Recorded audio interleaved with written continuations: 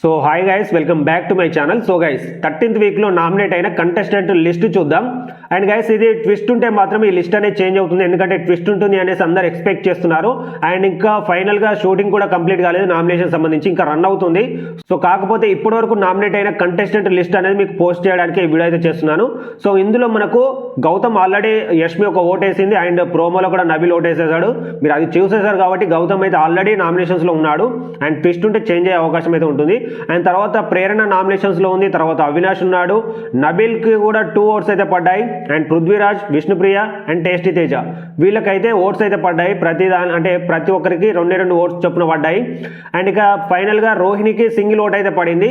ఒకవేళ సింగిల్ ఓట్ని కూడా కన్సిడర్ చేస్తే రోహిణి కూడా ఖచ్చితంగా నామినేషన్స్లోకి అయితే వస్తుంది. సో టోటల్గా మనం చూస్తే ఇక్కడ 8 మెంబర్స్ అయితే నామినేషన్స్లో ఉంటారు, ఎక్సెప్ట్ రోహిణి. అంటే రోహిణిని కన్సిడర్ చేస్తే 8 మెంబర్స్ ఉంటారు, ఈ రోహిణిని కన్సిడర్ చేయకపోతే 7 మెంబర్స్ అయితే నామినేషన్స్లో అయితే ఉంటారు. అండ్ ఇక వీళ్ళలో మీరెవరు ఎలిమినేట్ అవుతారు అనుకుంటున్నారు, ఒకవేళ ట్విస్ట్ ఉంటే వీళ్ళలో ఎవరు రీప్లేస్ అవుతారు అనుకుంటున్నారు అనేది మీ ఒపీనియన్ కింద కమెంట్ చేయండి.